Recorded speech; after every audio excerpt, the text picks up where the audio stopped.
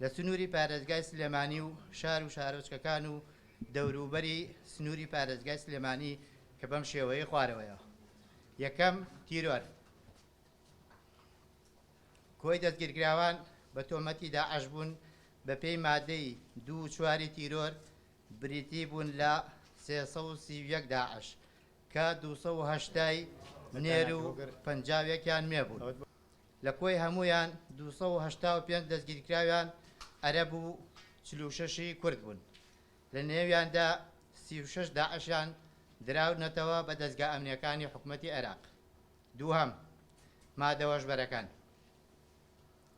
کۆی دەستگیرکراوان بە پێی مادەی 14 مخەدەرات بریتین لە 291 تۆمەتبار کە دەستگیرکراون و دەستگیراوە بەسەر 10 کیلۆ لە تریاک و حەشیش و هێرۆین و شیشە و ترامادۆڵ و حەبی هەمەچەشنە.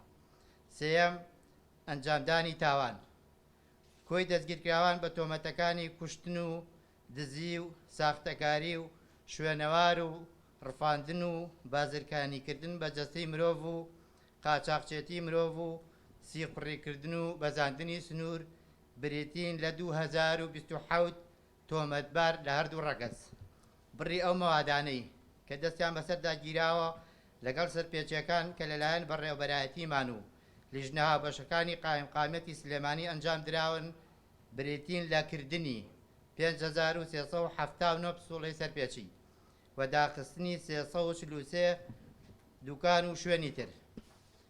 دەست بە سەراگرتنی بڕی 1,143,854 کیلۆگرام لە مەواد و خۆراکی بەسەرچوو و بڕی 255,025,000 دینار غەرامەی سەرپێچیکردن.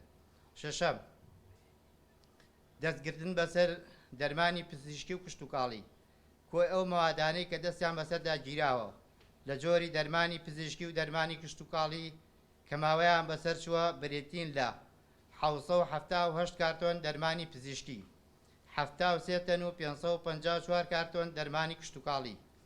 حوتەم تاوانی سۆشیال میدیا و تۆڕە کۆمەڵایەتیەکان، کۆی ئەو کەسانەی کە بە تۆمەتی خراپ بەکارهێنانی مۆبایل و فەیسبوک و ئینستاگرام و سناپچات و سەرجەم تۆڕە کۆمەڵایەتەکان کە دەستگیر کراون بریتیە لە 536 تۆمەتبار.